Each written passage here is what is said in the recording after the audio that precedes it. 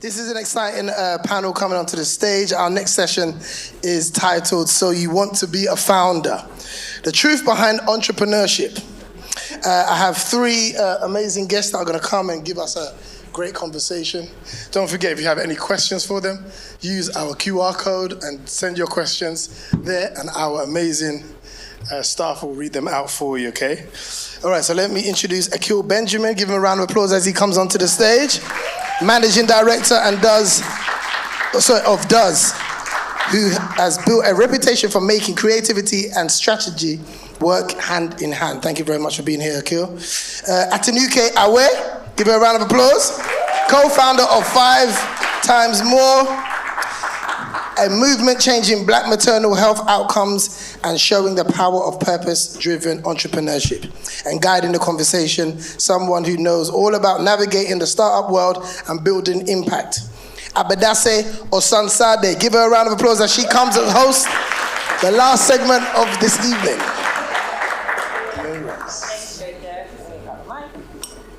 Hello, everyone. Do you know what? It's not every day I get to come to a tech conference and see this many beautiful Black faces. So can we give a round of applause to ourselves? Hashtag representation matters. I'm just like, why can't every work event be this nice? I love it. Also, shout out to our amazing MC Kojo, who I just found out as a stand-up, and I was like, that makes sense, because this guy has vibes. Well, welcome, welcome, welcome. So excited to be here with both of you. Now, I know if this event is going to be anything like the pre-call, where we truly drop some gems, it's just going to be absolute vibes. But first, by show of hands, I'm very curious who in the room is a consultant, a founder, curious about doing more public speaking, building their personal brand. Just put your hands up. Let's get a feel. Let's get a vibe. Very nice. Okay, cool. So we have 2, 3 experts on that here. So hopefully we can drop some very actionable tips for you. Before I jump into my exciting questions, I want to know a little bit more about what you're working on, the kind of founder that you are, the kind of leader that you are. So I'm going to start with you, Atinuke, and then I'm going to go to Akil. Just tell us about you and the cool things you do. Thank you so much. I'm so pleased and honored to be here. I'm Atinuke. I'm chronically late, hence why I'm on this stage sweating. I was running all the way from Tower Bridge, so you must forgive me. You must forgive me. So yeah, as I said, my name is Atinuke. I am what I like to call a purpose-led entrepreneur. I have a few businesses, and it all started when I became a mother, which is really interesting because all of my businesses surround motherhood. I guess the one that I'm most known for is 5 X More. So we campaign to improve Black maternal health outcomes in the UK. I also run Learning with Heirs, which specializes in diverse educational resources for babies and toddlers. I have a little autistic son, and he's the best thing since sliced bread. But there was no representation in terms of like his learning resources. So I went ahead and built that. And yeah, so everything I do business-wise always has like a purpose, and I really want to make impact. So yeah, that's a little bit about me. I'm a mum, got businesses, I'm a wife, been married for a couple of years now, almost 10. And recent graduate, I believe, as well. Yes. I posted today, actually. We did I say we. Like the royal we. The royal we. She's a queen. Recently did an MBA at SOAS, which is great. Always busy, always late. Amazing. Thanks, Atinuke. Akil, a little bit about you. Good evening, my name is Akil. I've been an entrepreneur my whole adult life. My last job before I started my business was waiting tables. So that's turned out into me being a serial entrepreneur. I've run loads of businesses and I've supported thousands upon thousands of people now. But my career started in design. I worked in the innovation business. I built products and services for the world's largest companies. And then I got to a point where I was like, but I have more fun helping my friends though. And so I transitioned out of that to help my friends start and grow their business. And I've supported 13,000 businesses since 2019 to do so, which has been really amazing. And an interesting part of the journey has been building teams, managing people, raising money, because raising money for sponsorship is equity free. And we've got an opportunity to do that again and again. And then the impact actually supporting the businesses could make. Like, I've been loved, cared, and supported my whole career. Like, there's a woman sitting here at the front who has loved, cared, and supported me my whole career. And I recognize like that experience wasn't the same for everyone that looked like me. And because that was true, I became super passionate about affording that for everyone. And so an example of this is I run incubator and accelerator programs now. I do that for large banks and cultural institutions. And our Black business residency at Somerset House is in our 6th cohort. Since we started, we've supported near 140 founders. And on average, when they leave us, founders are earning double the national average.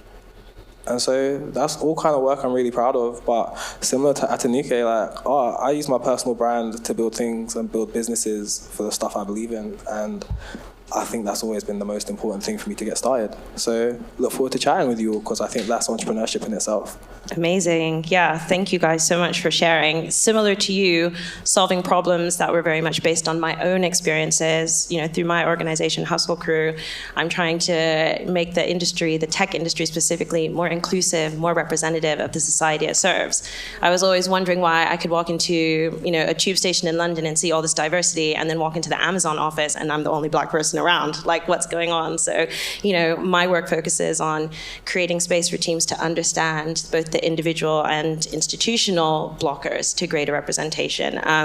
But yeah, I'm very curious to kind of like go back to the beginning. You touched on it a little bit, but if there was that moment that really sparked you to bet on yourself and go, this is my moment, this is the time, I need to focus on this problem and devote myself to solving it, what would you say that spark was for you? I would say it was a mixture of a few different things. Okay. I'm just a very straight up, keep it real kind of person. So you're in for a ride. I didn't want to go back to work after maternity leave. If I'm being completely honest, I did not want to leave my son. At the time, I didn't know he was autistic. I just knew he was a little bit different. The kid wasn't quite talking yet, and it's just a little bit quirky. But we didn't, at the time, we were just like, okay, I'll just stay a little bit longer because I'm not comfortable leaving him at nursery. So before then, I had never started a business. I'm a HR babe. I worked in corporate for over 10 years, and I never thought that starting a business would be what I would do. But I think the pull to stay home and just look after my son and be a bit more financially free and just being able to be flexible to accommodate my family, the need for that was much, much greater. So I started my first business, which was Mums and Tea. And through Mums and Tea, I was speaking to so many different mums about everything. Like it was huge. We were like in South London, for anyone from South. Then we extended to East London, went to North London, and then the pandemic hit. But between that time, I was growing Mums and Tea, and I was working part-time. So I was just really trying to, sorry, I got a bead of sweat that's just dripping down my forehead. You're good. I was just really trying to balance how I'm going to make sure that I'm working, thank you so much, that I'm not working, and I'm looking after my family. So I'll take it back a little bit more. So that's kind of why I wanted to start being, an entrepreneur. But 5 Times More actually started because my son, who is autistic, when I gave birth to him, it was like one of the worst experiences ever. And because of Mums and Tea and speaking to other like Black mums, I was hearing a lot of their experiences of giving birth, and it was awful. So I was just like, okay, I've got to do something about it. I'm not sure what, but I need to act. I feel led to wanting to make some change. So yeah, that's kind of how 5 Times More started. It was a mixture of, I don't want to go back to work, but also a God-given mission. I'm a woman of faith.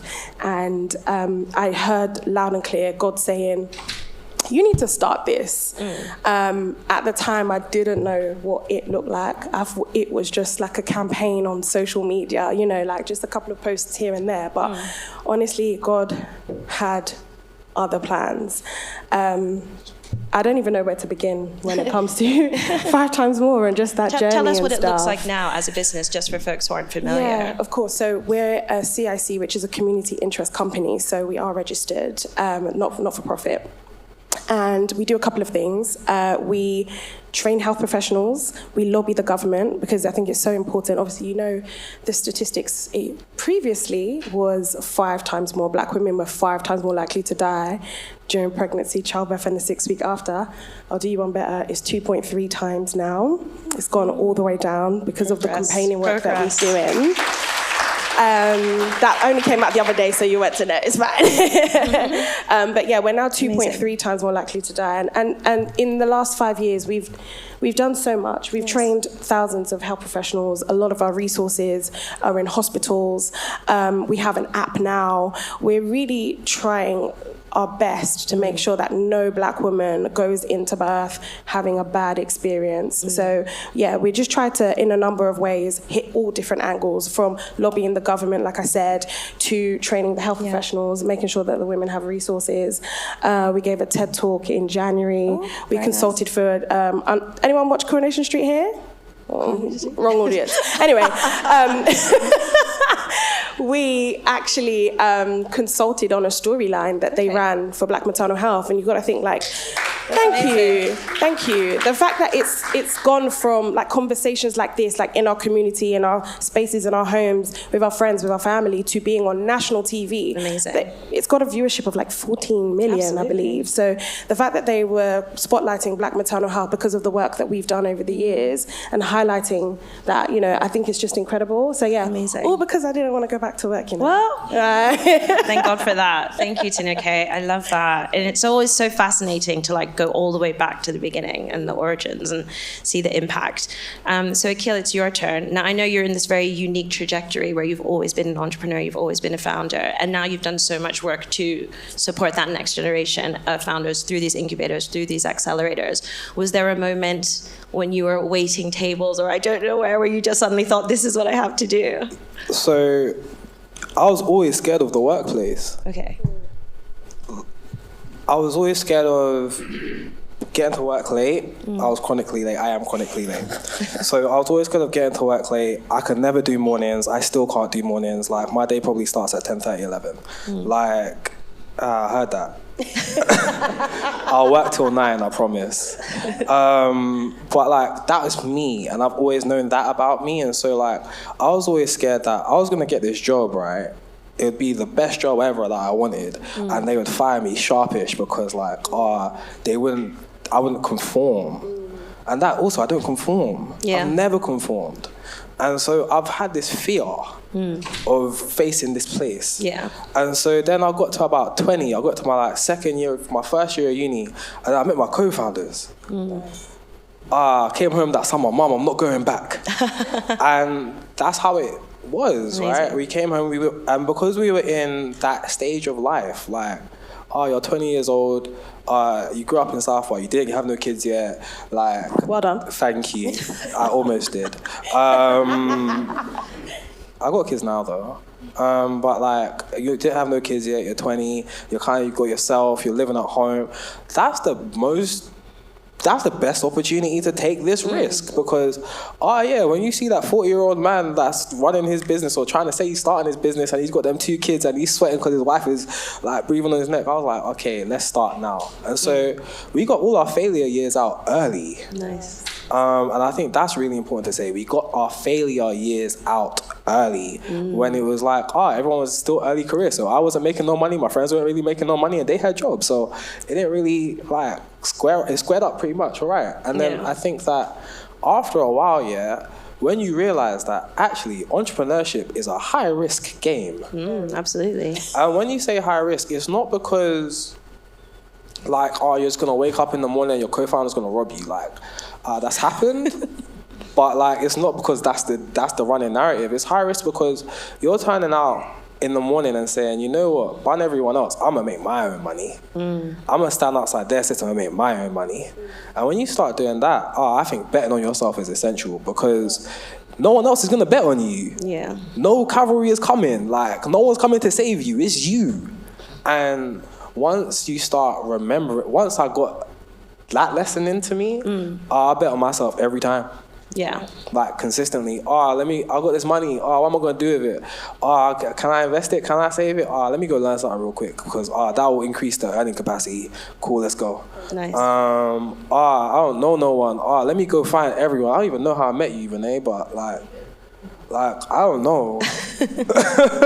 But like and I say that because that's network. Yeah. I don't have network. I'm gonna make one today. Nice. And after a while of betting on yourself, collecting capacity, and collecting network, then I had an opportunity to thrive and shine or de-risk the risk to be outside here comfortably. Nice. I think after that, like, do things to keep you safe, innit? Critical illness insurance, key man insurance, insure your business, public indemnity, employer's liability, and then insure your life. And I say this so that when you get sick, it pays you out your salary for a period of time. I say this so when someone don't like your work, you're not going to lose your house. I say this so that when it's scary outside, you got something to catch you. But yeah, that's when we started going out by myself and taking the risk and facing it.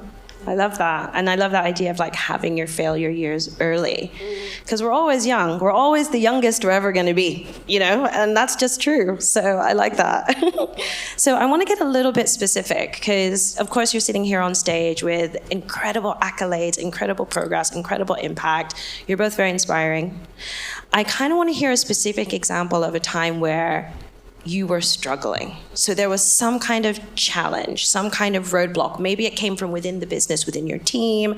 Maybe it came from outside the business, a client, a partnership. I don't know what it is, but I would just love to hear your leadership perspective on how you tackled that challenge, how you overcame that challenge, and how you made sure that that challenge didn't cause you to stay stuck there, but allowed you to continue growing. So can I start with you, Atinuke? Yeah, please.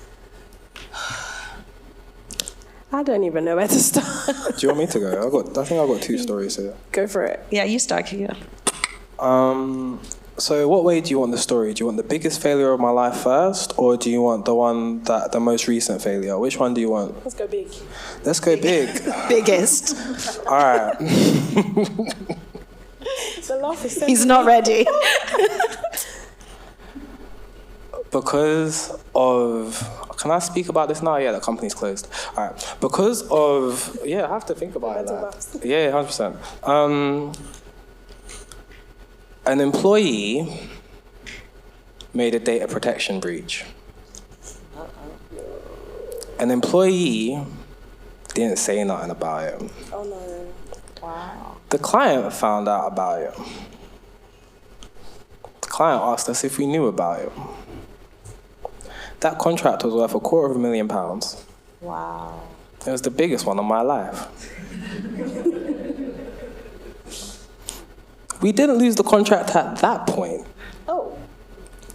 We lost the contract at the later point when we asked the employee and we said, employee, what happened here? They said, we don't know. We said, but we know. They said, yeah, we don't know. And we did this in front of the client. And the client was just like, you lot are shambles, or effing shambles. Thank you, no thank you. By then, I had hired a load of people. I hired them on PAYE, not as contractors. And so after I lost this contract, I was feeling myself, because obviously I just won the biggest contract of my life. We weren't bad, but I just won the biggest contract of my life. I was like, I'll do it again. I didn't do it again. Not in the time frame I needed. And so I ended up with a crazy, and then I had to make people redundant. See how this one mistake really undo everything? Get a data protection policy. And do some training. But the reality of that is now I had to do redundancy packages. The reality of that, I ended up with that huge PAYE tax bill for people that didn't even do me productivity. Wow. And I still had to pay it. The tail end of that loss lasted 3 years. 3 years? The only reason why it's finished is because that company's in liquidation. Wow. I tell you this truth because, that one really took the wind out of the business. It sucked the soul out of our business. And there was no recovering, really. I tell you, that story is just some stuff you have to give up. That's it, like, there's no recovering from. You made a loss. You lost. Yeah, that's it. Okay, you're an entrepreneur. Dust yourself off, go again. I dare you. And I laugh hysterically because that's the truth of the experience. If you are this person that wants to build these things that come out of your mind to make money and take that from others, and you failed, congratulations, you failed, to get up and go again. Very true. So that was the biggest one, and that's a sanitized story, but it's quick. Yeah. Thank you for sharing so openly and honestly. It's not easy out here. Yeah. But the leadership in that was, we should have done our own data protection policies. We should have onboarded our staff better because everyone was new. Yeah. We should have had checks and balances to work out what's going on. At least if there was a risk, have a protocol to what to do. We should have informed the client. Whoever had kept secrets, we should never have kept secrets. I'm the responsible person at the company, so because I'm a director, so no matter which one of you keeping secrets, it's on me. Like, it jaded me in terms of people management. I was like, I don't want to be responsible for other people's mistakes that are going to cost me bare money that they can walk away from and say, ha, I got a redundancy package. Are you mad? Yeah. As you can see, it's walked a part of my brain. But, like, the lesson in that is I'm never going to fail like that again. Right? There's loads of mistakes to make in life. Let me not make that one. Yeah. And I think sometimes you need to fail really big. The reason why I say that is because the vengeance in your heart to go make it back, revenge is a sweet one. And revenge to your bank balance is even sweeter because it's you versus you, so it's only you that's going to stack the money up higher. And that's really real, and that's how I have to think about it, and that's the kind of give and go I have with it. The second story is, like, most recently, right, I'm running 2 accelerator programs right now. One for Morgan Stanley Somerset House, the other for Alaka Bank. We were running that accelerator program, and mid-summer, we had a drop-off of it. Our goal was to teach 1,000 people how to grow their business through sales. We had a drop-off. We had this whole year of programming planned. Yeah, we're going to do this. Summertime come, I think summer was so sweet in this country this year. Everyone said, I'm outside. Imagine, I've got all these events planned. These people are looking at me. They think I'm great. I'm outside. Yeah. What am I doing here? I'm wondering, I'm scratching my head. I'm thinking I'm failing. You know what? The leadership comes when you realize, what was I spending my time doing? I did a time audit. I realized I wasn't doing enough time marketing this thing. I was on too many side quests. I thought I made it in the bag because I signed the contract and I did this before and I expected people to come. Let me put all the side quests down. I've got this event coming tomorrow and there's only 2 people who signed up. Let me take the leadership point. Let me cancel it. And you might think, I'm going to be embarrassed. I'm going to do this. I'm going to do that. No, I'm leading myself. And the reason I'm leading myself and making these decisions is so that I can take the lesson, I can regroup, and I can go again. Because, I told you, failure is a part of the story, innit? And so that's my next opportunity to go.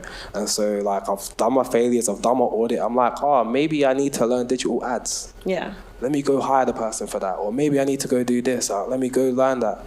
And I'm now plugging my gaps so that now I've got this event between the 8th of September and the 15th of October. Check your tables. I'm running a therapy campaign for entrepreneurs, right? I cancelled that twice before I put it back out. Yeah. And it's this idea of get up, go, get up, go, get up, go. Lead yourself, fail. It's all right. Why? And as you can hear, my voice is very soft now. I'm talking to myself softly, because I'm giving myself the grace to turn around and say, you know what, all right, it didn't work out, let me go again. And I think that softness in how you lead yourself and that softness in how you lead your team when you're not performing the best gives you an opportunity to dig yourself out the hole, because running them down, breaking out the whip, doing manager, whatever, like, people just tell you to fuck off, innit? And so guiding people that way, leading people that way to this success, even if you've been previously unsuccessful, and having that resilience in your heart. Because all the stories I've told you is about a resilience in your heart, right? To say, I don't know what tomorrow is, but at least it's not today, allows you to go. Yeah, thank you. Thank you for sharing, like, both a huge challenge and a recent challenge, and showing us what it really takes to keep showing up and keep leading. Like, I really appreciate the vulnerability there. I actually want to switch gears a little bit because you kind of started talking about teams now, Akil, and I feel like building a team, managing a team, thinking about the team you need to make your business survive, thrive, is one of the hardest things that a founder has to do. And I think if you speak to even the most successful CEOs out there, whatever the size of the business, it's team that's occupying most of their time, managing the team, hiring the team, building the team. So I'm very curious to hear lessons that you've learned about attracting, retaining, and motivating the right people. And I know when we spoke before today's event, one of the lessons that I've really learned when it comes to hiring is it's so important to develop those processes and really stick to them and be consistent with them, because they allow you to assess how good someone can perform in the role as you've designed it. And if someone can't demonstrate, through past experience or through the activities you set, through the questions you ask, that they have the skills, that they have the confidence, then they're not the right hire. Even if they have all the shiny degrees, even if they have all the shiny brand names, red flags don't become green flags. And I've made that mistake before where someone didn't quite tick all the boxes in the process, but they had the shiny degrees, they had the shiny experience, and I was sucked in with the shininess. Does that make sense? Hiring your friends can be the worst mistake for your business ever. So don't, quickly just hire your friend because someone puts themselves out there. So, Atinuke, if I can come to you with building a team, can you tell me a little bit about the lessons that you have learned when it comes to finding the right people? I would say it took us a while before we even got to that stage of hiring people, because building a nonprofit and having to rely on donations and funding, there were some years I would even say that we wasn't even paying ourselves a salary. We're just doing it because we are passionate and we love it, So to bring somebody into that is a little bit crazy, right? So we actually didn't have the opportunity to hire until a little bit later on. But one of the lessons I quickly learned is, take your time when you're hiring, but if it's not working out, you fire fast, because it drains the life out of you trying to correct somebody's mistake and then do your work. It took us a long time to let go in the first place. It wasn't just the money aspect. Obviously, I could say, it's the money, but realistically, we found it so hard to let go because we were so close to the cause. Yeah. It was something we were both very passionate about, something we had both experienced personally. So to have somebody come in and say, you should do it this way, and you are... Obviously, you bring people in because you want their expertise, but then because you've been running it a certain way over time, and okay, maybe the finances might not have been where it needed to be, but everything else was perfect and running amazingly, and then somebody now wants to come and be like, oh, I think you should do this. That was very, very difficult to let go. So that was something in itself. Yeah. But definitely, you have to, if you see it's not working, do not waste your time and keep going, because you're just wasting more money. Did you have a competitive advantage with your HR background and being in the mindset of hiring someone and feeling confident by it and whatever? I'm curious. I would like to say I did, but your point to not hire too close to your circle, that part also, that's a huge thing that you have to look out for. And obviously, I'm one of two. So as much as I have my HR hat, it's not just my decision as well. So yeah, I'll just leave that there. There were differences. Amazing. Yeah, tell me, Akil, how about you? What are your learnings on team building? I learned some of the best lessons from an old white man and an industrial design studio. Okay. So it's always the old white men, isn't it? You know what? They've given me a lot of cash in this life, and I say thank you every time. The truth of the matter is, I got asked this question. So I got my first opportunity to run this thing called Saturday School, and I was given about 50 grand to teach 1,000 people the basics of business. And the guy was just like, oh, how willing are you to let go? And I was like, what cryptic nonsense are you telling me? I'm running this thing, I'm running it. And he's like, no, how willing are you to let go? And he asked me this question for months on end, 6 months. I probably got to the year and a half later and I said, I'm ready to let go. And this is after I've been through the fire, this is after I was burned, this is after I tried to do every last thing. And he was like, the reason why I asked you this question, because you're hard-headed. That's the first reason you asked me that question. And then the second reason you asked me that question was to start imagining what it would be like to not have to do the grunt work. Right. What would it be like for you to say you had a successful day without you having to wake up at crack of dawn and without having to go to bed at night and be the last one out? What happens when you trust someone else to clean up? What happens when you trust someone to put out the chairs? What happens when you trust someone to not be on stage and someone else does the talking instead of you? What happens? And when I started asking myself that question, I started small. What happens when someone else greets them at the door? And I built it up to, I'm just here as an attendee at my own event today. Swell. And that's such an experience, and it's such a journey of letting go. Yeah. But it's exactly that, it's a journey. And the reason why the management lessons from the industrial design studio come in is because they told me two things. You don't need a plan, but your team does. You've been sleeping and dreaming with this vision every night for the last however long, you know this in depth.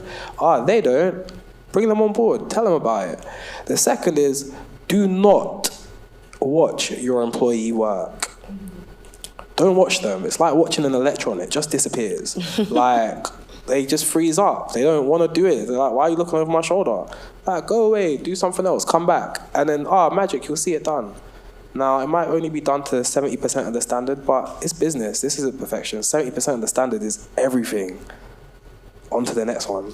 And with that, I think you can get around teams really successfully. Thank you. So we're, I know, just kind of in our final minutes, because there are so many more questions I want to ask you, but I'm just going to close with something more focused on looking towards the future. There are a lot of folks in the room who maybe have been inspired by what you have to share today, are curious to find out more about what you're working on, maybe curious to connect with some of these programs. So just starting with you, where can people find you online and find out more about what you're working on? Okay. I'm going to be really cheeky. I know you said this is the last, the last. One thing I had in my mind to say out loud to you guys who are in the room who are maybe thinking of being a business owner is to be loud. Yeah, be loud, because what I found, I will tell them about me in a sec. But what I found running 5 Times More, and also being a Christian, as I said, I'm a woman of faith, so you have that, be humble, just get on with the work. And very early on, we were told by what I now know to be a hater, but we were told that, you guys are too loud, or you just make it all about you. Yes. Yes, yeah. I wish in hindsight I would have been like, and you are? But we decided to, make it about 5 times more, as opposed to us, as opposed to the founders, as opposed to telling our story, as opposed to getting, having that real human connect. It was just running 5 times more as the conduit, and we're employees in it almost. And it took away our power, and it allowed other people, unfortunately, to copy our work and take credit for it. And it allowed, that's number one, and it didn't allow God to flex. Because if we're not owning it, if we're not saying, I did that, how's anyone gonna know what God's done for you? So for me, I would say, if you are thinking about being in business, there's a way to be humble while still making yourself known and be seen. So getting that balance right. In fact, there is no balance. Build your personal brand and be loud about it. And don't let anybody come and take anything away from you. It's not bragging if it's true. So keep going, keep speaking out loud, keep telling everyone of your achievements. I really had that on my heart to say before I told you my social media. But yeah, you can find me on Atinuke Awe on Instagram, and 5X More on all the platforms. What are we working on at the moment? We're 6 this year. Woo woo. Congrats. And thank you so much. And as I said, we've got an app, and we're really trying to get as many mums on the app as possible. It's not just your average app. It's not only got a space for community, but it's also got educational videos from health professionals. Think Masterclass, BBC Maestro, that kind of vibe. So if you know anyone that is pregnant or trying to conceive, whatever it may be, or who has just had a baby, there is a section on there for everybody to learn from.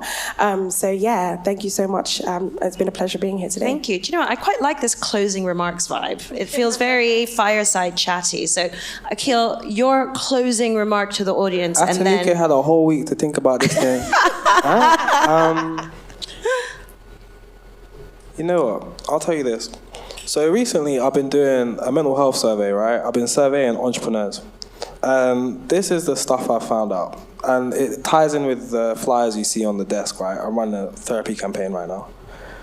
95% of respondents said they had a mental health challenge every month, with the majority of them saying weekly. Wow. About 70 or so percent of them were turning around and saying that this poor mental health was negatively impacting their business. New stats show me about 80% of them were worrying about money. Now, there's two things that I really need to leave with you in your mind. The first is, if you do not sort out your mental health, if you do not sort out those self-limiting beliefs, you might be stuck. Yep. And you won't know why you're stuck, but you might be stuck. And you'll stay there for a really long time. The second is, this whole worrying about money thing. I see a lot of black businesses going out to raise money. I hate it. And the reason why I hate it because the stats are true. 0.02%. So easier to climb Everest and near enough 1 in 1,000. Right? There's not enough. I dare you to find 1,000 VCs to tell your story to. Get 1,000 meetings. And so with that in mind, I would say look after your mental health and then go make sales. If you can do those two things, look after your mental health and go make sales, no one apart from the Lord can touch you. And so with that in mind, I'm running Entrepreneurs Therapy Campaign. We're running it from the 8th to the 15th. We're here all month. We're running 3 sessions a week. I've got 5 mental health practitioners, so you can choose your favorite. Amazing. Take it up, it's for you. Someone else is paying, not me. I'll be there. Have a great day, folks. Amazing, cool. Well, yeah, thank you so much, everybody. Hello. Yes. Before we wrap up, we have some couple of questions great. Yes, from okay, cool. the audience. So one of the questions is, regarding the services or products you offer, could you share the profile of your first client who supported self-employed individuals selling new concepts? Can you ask that again? Regarding the services or products you offer, could you share the profile of your first clients who supported you when you started selling your new concepts? Okay. So, the two I've had loads of different companies, right? So my first clients have always come out of some sort of relationship.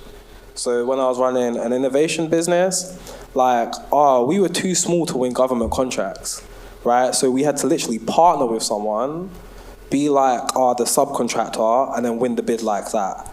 And so, if it wasn't for that person's previous experience and maybe our quote-unquote shiny innovation expertise, we could have never got that. We could have never got our first rung on the ladder. So you don't know who in your network might help you get on and get on up.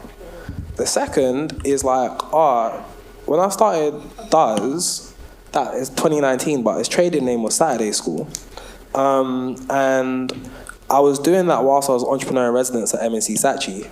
So I already had, and MNC Saatchi was my first sponsor. They gave me £50,000 my first year to teach 1,000 people, right? And so with that, it's the only reason why they gave me the money or probably got so close or got in like that is because of relationship. I was already there. I could already walk around the building. I could already walk into the CEO's office.